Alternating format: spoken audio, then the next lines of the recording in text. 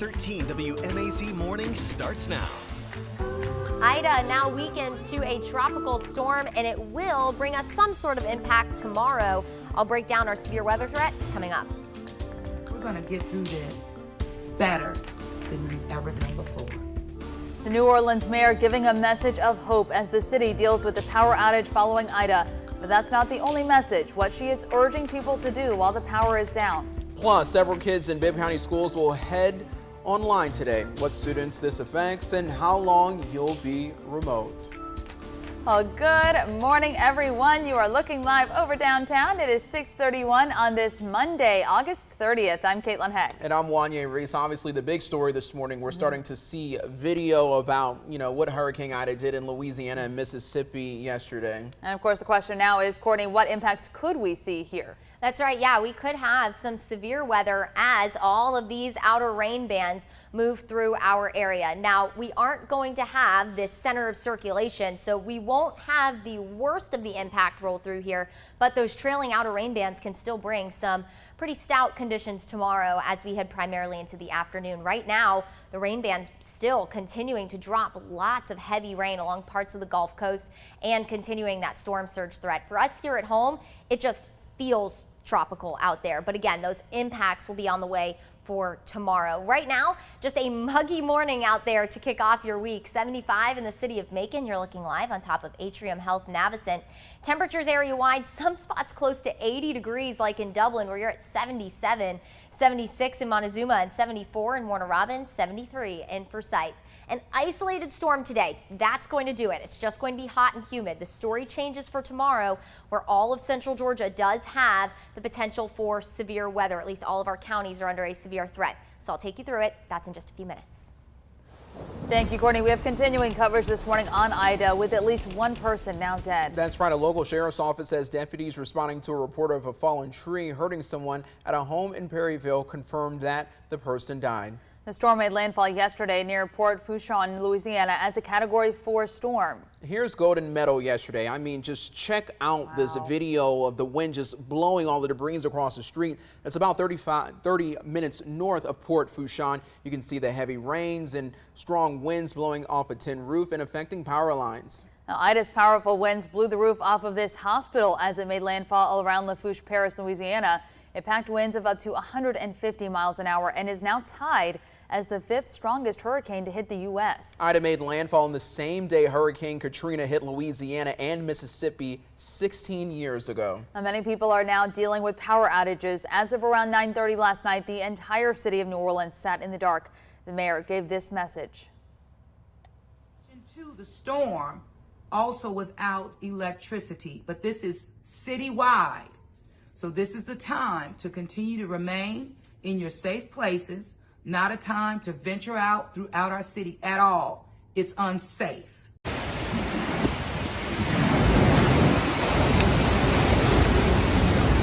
Transmission lines that deliver power to New Orleans are out of service, and I was saying that's the local power company Entergy that is saying that report. And despite challenges in the city, leaders say they are confident preparations they made since Katrina should help spare the city from a devastating punch similar to the one that the storm delivered to the city. And they spent $14 billion upgrading its levee and pump system to handle storms such as Ida. When it comes to power across Louisiana, outages affect more than 846,000 customers as of 1 this morning. Now, the company says it's possible some customers in Louisiana will be without power for up to 3 weeks. Now, we told you the storm also damaged hospitals. Here's the view from Ochsner Medical Center in Jefferson Parish. You can see debris flying past the window there. System-wide, Ochsner Health reports roof damage and water leaks at several of its facilities. Sometime this morning, the health system is planning to evacuate all patients at 2 of its other hospitals to other facilities. Now, help is on the way for areas that have been impacted by this storm. The Federal Emergency Management Agency, or FEMA, says they are working with federal, state, and local partners and some other agencies to support needs of places that Ida affected. All right, let's get to some news closer to home this morning. Bibb County investigators are looking for this man after an armed robbery out of Flash Foods. The sheriff's office says they got a report of a robbery just after 10:30 last night at the store on Pioneer Avenue. They were told that a man holding a knife went inside the store demanding money. They say he ran off after getting some money. Thankfully, no one was hurt. The sheriff's office says the suspect wore jeans with no shirt. You see him right there on your screen. You can also see tattoos on his chest and arms. If you have any information about this man, you can call Macon Regional Crime Stoppers. Their number is 1-877-68-CRIME. The number is also at the bottom of your screen. Today, jury selection starts for one of the inmates accused in connection to the deaths of 2 Georgia correctional officers. Donnie Rowe and Ricky DuBose are accused of killing Christopher Monica and Curtis Ballou aboard a prison bus in Putnam County in June of 2017. Rowe's case is set to go to court starting this week.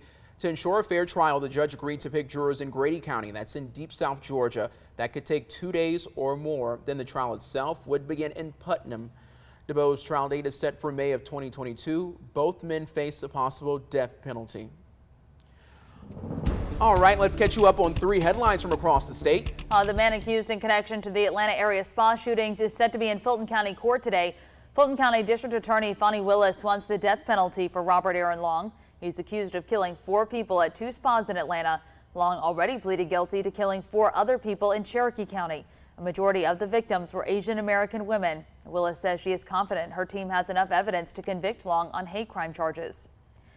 And right now, 3 of 4 companies are appealing federal workplace safety fines. This comes after a January liquid nitrogen leak that killed 6 workers at a Georgia poultry processing plant.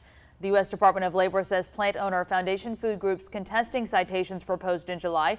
So are Packer Sanitation Services Limited, which provided cleaning services, and FS Group Incorporated, which helped build the freezer line that malfunctioned. That is according to the Associated Press. OSHA announced almost $1 million in fines against these and one other company, saying those deaths were preventable. City leaders overseeing Georgia's largest public beach are ordering a pause on homeowners registering their properties as vacation rentals. The CBS station in Savannah reports City Council on Tybee Island approved a 90-day moratorium on permitting new short-term vacation rentals.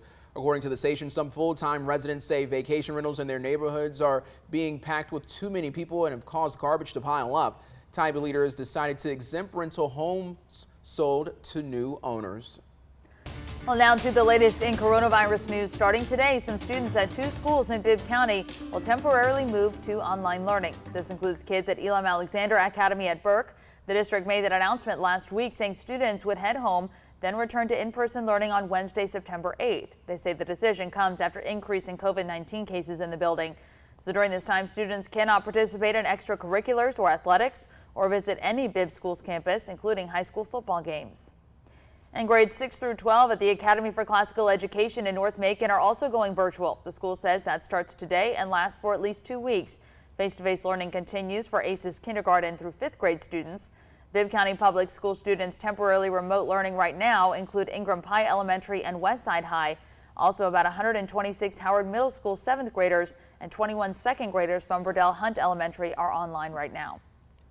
On Houston County School now remembering the life of an agricultural teacher. Northside High announced yesterday that teacher Matthew Darby died after battling an illness. School says he made an incredible impact on the lives of students. He was loved by his students, co-workers, and everyone who knew him. Northside says psychologists, social workers, and mental health clinicians will be available this week for students and staff. And we are definitely sending our condolences to the Northside family. The time is now 6:39 a.m. and, you know, just taking a look now at Tropical Storm Ida, it's good to see that it's losing strength, but obviously it's still impacting people still at this moment. Oh, yeah, and it's going to continue impacting people for the next few days. That's right. Yeah, not only along the Gulf Coast, but also parts of the southeast, including here in central Georgia. Now, our impacts aren't as great, obviously, as along the coast, but they're not none either. So we are going to take you right through it. Right now, here's a look at the satellite image of Ida. All those green boxes that you see on your screen there, those are flash flood warnings. So flooding, of course, a huge threat. Also, storm surge, which is going to continue to be a threat along the Gulf Coast as long as those outer rain bands stay out over the ocean. So notice still pulling inland, and what those are doing are pulling all of that water up against the land, very low-lying areas as well. So as long as those outer bands stay out over the ocean, that storm surge threat is going to persist. Let's talk about what's going on with the storm right now. So yes, it is continuing to weaken, and really in just 24 hours, it went from almost a Cat 5 hurricane to now a tropical storm. Ida will continue to weaken as it pushes inland, eventually making its way well to our north as a remnant low, but we are still going to experience some sort of impact from this storm, and that will come, unfortunately, in the form of severe weather. You can see all of central Georgia is under some sort of threat for severe storms, with the greater threat, the slightly higher threat, if you are west of 75. Of course, tropical downpours, those are going to be fairly likely tomorrow because we are going to be dealing with the outer bands of a tropical system. Also very gusty wind, upwards of 60 miles per hour, maybe a brief isolated tornado or two as well. I don't think the tornado threat is our greatest threat tomorrow, but it's not none. We'll time it out for you here with Future View. So today, of course, all of the threat for severe weather out to our west. Here at home, we're mainly quiet. It's just going to be hot and humid. It's going to be very tropical feeling out there. Tomorrow, we get those tropical outer rain bands, though. As we head into the morning hours, we're going to be primarily quiet. So as you're getting ready to head out the door for work and school tomorrow, it'll just start to be a little bit on the windy side. So both hands on the steering wheel tomorrow. When it comes to the rain, maybe a few showers by late morning, but our greater threat for storms rolls in primarily as we head past lunchtime. So notice, here comes that first outer rain band as we head towards lunchtime. It's going to push off to the east, and that is where our threat is going to follow. I do think as we head past lunchtime into the heat of the day, so between 1 and 3, I think first we're going to be looking 75 points east as we start to heat up and these outer bands take advantage of all the energy our atmosphere has to offer. So we'll be looking again for gusty wind, heavy rain, and frequent lightning, maybe a brief spin-up tornado. As we head into the later evening, latest models, there is some good encouraging news.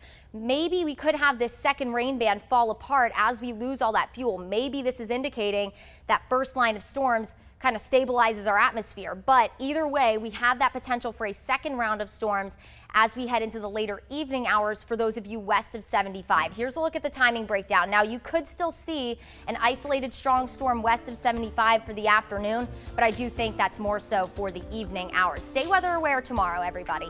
As we head into Wednesday, wraparound rain will be fairly likely, but then Thursday, we get some lower humidity and we're mainly dry for the rest of the week.